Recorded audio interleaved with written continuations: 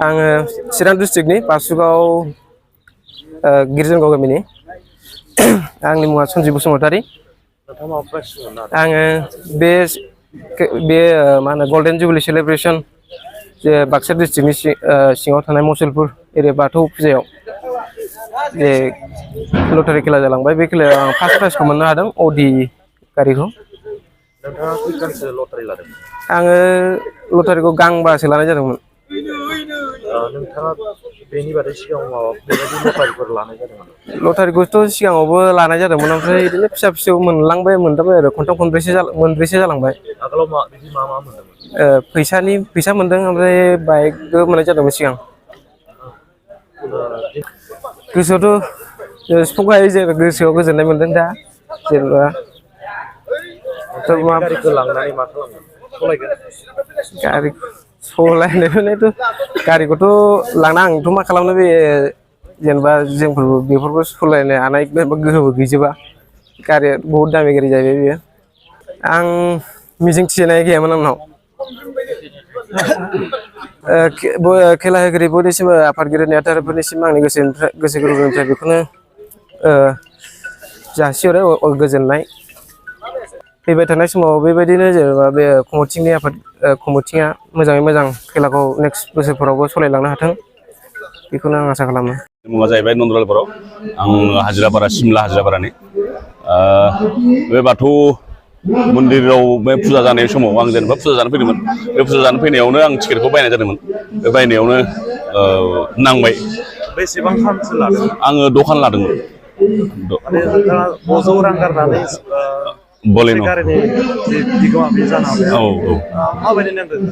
ओरैनोथ' मोजां नांदो। ओरैनोथ' खेलायाथ' नोङो जोबोर गिदिर खेला होननांगोन बेखौ माने अडि सडि दंलायो। अडि दं, थार दं, बलेर' दं, ट्रेक्टर बेबायदि दङ हिसाबै माने खेलाया मोजां जागोनखौथ' सानखानाय। बेखायनो माने फोथायनानैनो लादोंमोन लटारिखौबो। औ औ होनांगौ बेबायदि होनांगौ। जेनेबा हमनानै ला गासिबोथ' मोना, बान्थाखौथ' गासिबो मोनला। जिखिनि मानसिया मोनो होमब्लाबो बहुदखिनि बेखौ सहाय सुंनाय बायदि जायो आरो लटारि होनाया जेनेबा। ओरैनोथ' 2 नाम्बारथ' नङा नालाय खेलाखौ लिगेल खेला होदों होननानै आं मिथिगौ। बे खेलायाव जेनेबा जाय बिथांमोना मोनबाय प्राइज बान्था हिसाबै बिथांमोनाथ' सासे माने मालिक जानो हाबाय, गारिनि बिगोमा जानो हाबाय। बेबायदि जानायखौ मोजां नुदों आरो जेनेबा। अनलाइन सिस्टेम दानि जुगाथ' अनलाइन सिस्टेमानोखा गासैबो बुस्थुआनो अनलाइनानो गोजाखा। औ औ नोङो बेथ' फोथायनायनि बाथ्रा गैला। नोङो जेब्ला अनलाइन टिकेट दानगोन होनब्लाथ' नोङो गासैबो टिकेट नाम्बारखौ मोनखाजोबो नालाय। बेनि उनाव जेब्ला रिजाल्ट फैगोन होनबा बे टिकेट नाम्बारखौ लानानै नोंहा जेब्ला मिलायगोन होनबाथ' जेबो माने 2 नाम्बार माबा माबिनि जेबो गैला बेयाव। आंनि साननाय बेबायदि आरो। नगाव जिल्ला, नगाव কচুয়া তিনিআলি আমাৰ ঘৰখন। আমি মহেন্দ্ৰ থাৰ পাইছোঁ। মই 6খনহে লৈছিলোঁ। মন আশা নাছিলে, তথাপিও আছিলে। সেইটো আশাতে আশা কৰিছিলোঁ লাগে বুলি। মোক বহুত উৎফুল্লিত হৈ আছোঁ, ভাল লাগি আছে মনত। মই লৈ যাম, চলাম।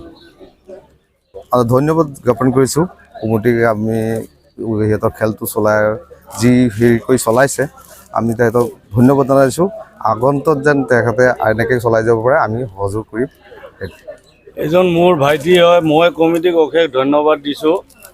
অসমৰ কোনো ৰাইজে এনেকুৱা ভাবিব নালাগে যে অনলাইনত টিকেট কাটিলে কেতিয়াবা প্ৰাইজ পালে নাপায় বুলি। তাৰে জ্বলন্ত প্ৰমাণ এইজন। আপোনালোকে মানে অনলাইন টিকেট কাটিছে।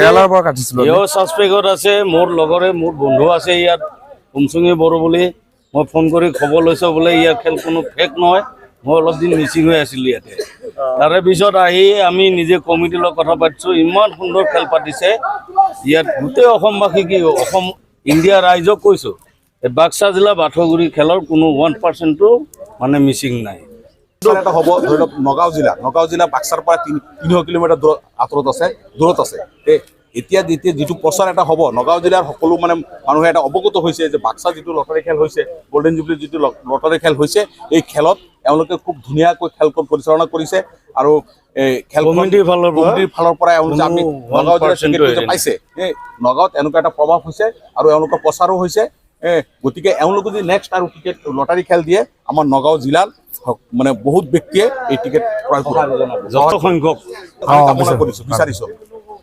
जों जोबोर गोजोननाय मोनदों दिनै जोङो 50 खुंगाथि जोङो सेलेब्रेसनजों जोंहा मोनसे लाकि ड्र कुपन जोङो होनाय जादोंमोन बेवहाय जोंनिनो मानगोनां बिथां जोंहा अदि मोनगिरि फार्स्ट प्राइज मोनगिरि जों दिनैहाय संदाननो हाबाय बिथाङा दिनैहाय जोंजों फैबाय जों बिथांखौ बिराद नागिरदोंमोन जगाजग खालामनोबा जोंनियाव जों सोर लादोंमोन सोर लायाखैमोन जों मिथियामोन नाथाय दिनै बिथाङा गाव हारसिंनो फैनानै दिनै बिथाङा मा होनो नुजाथिफैबाय बिथाङा लायनो सन्जिब बसुमतारी बिथाङा दिनै जों जोबोर गोजोननाय मोनदों आफादनि जानानै आरो बिथांखौ जोङो साबायखर बावदों बिथाङा फार्स्ट बान्था मोननायनि थाखाय दिनै बिथांखौ जोङो खावलायो बिथाङा जाहाथे उनफ्राव लटारि लाबावो बिदिनो जाहाथे हमना ला मा होनो जोंनो एबा एनि मा होनो माबायाव खबरफोरखौ जाहाथे बिथांमोना थाब होयो मानो होनना बुङोब्ला कुपनाव मोनसे जा लिरनाय थायो मा 10 दिननि गेजेराव जोङो कुपनखौ जुदि प्राइजखौ लांनो हायाब्ला जोङो बेखौ जोङो होनाय जाया बेनिखायनो बिथाङा दिनै जोंनि राननाय खालि नुजाथि फैनायनि थाखाय बिथांखौ जों साबायखर बावदों आरो बिथांखौ जोङो आसा खालामो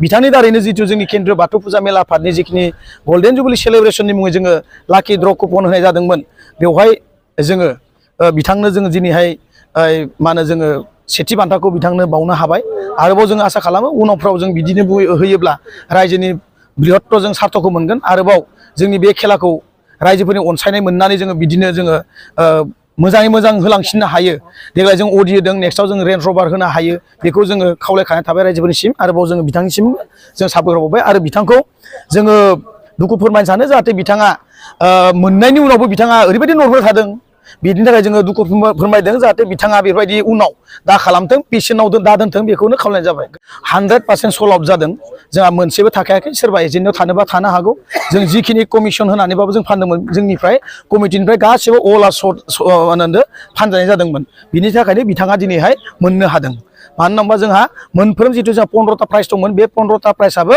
जोंनिया अल आर जोङो गासिबो प्राइजआनो जोंनि कमिटियाव मोनसेबो थानाखै जों गासिनिबो जोङो रायजोनि गेजेराव जों राननानै दिनै जों बे हाबाफारिखौ लानाय जादों आरो होनो हानाय जादों जोङो बेखौथ' जोङो अल आसामखौनो बुंनांगोन मानो होनना बुङोबा जोंहा कार्बि आंलंनिफ्रायबो मोनदों सिकुटिबाबो शिबसागरनिफ्राय मोनदों नगावनिफ्राय मोनदों उदालगुरि मोनदों क'क्राझार मोनदों चिरां मोनदों जा बिथाङा चिरांनिफ्राय मा होनदों फार्स्ट प्राइजखौ मोननो हादों जोंहा नैथि बान्थाखौ मोननो हादों जोंहा अडि थारखौ मा होनदों नगाव डिस्ट्रिक्टनिफ्राय गासिबो अल आसामावनो जोङो फाननाय जादोंमोन बे लाकि ड्र कुपन बेखौ लटारि होननाय जाया जेखौ जोङो दानि मा सेलेब्रेसनजों जों लाकि ड्र कुपन हिसाबै जों लानाय जादोंमोन जोंखौथ' जोबोर साबायखर बावदों जोंनि खेलाखौ रायजोफोरनि अपेन जों स्टेजावनो होदों आरोबाव बयबो ओरैबायदि मोजां मोनदों जेराव अल आसामावनो दिनैसिम जोंनि बायदि लटारि खेलाखौनो होआखै होननानै दिनैसिम जोंखौ बाख्नायनाय जों बिदि मोनदों बिनि थाखायनो जों रायजो राजाखौ जों साबायखर बावगोन जों बेखौ निस्सय जोङो सानगोन मानो होनबा देग्लाय जों साक्सेस जादों नालाय बा जों जाफुंसारनाय जिखिनि होनानै जों लानो हादों बा जाफुंसारदों बेनि थाखाय जोङो नेक्स्टआवबो जोङो सानगोन बेखिनिखौ कमिटिया आरोबाव बेखौ कमिटिया जोङो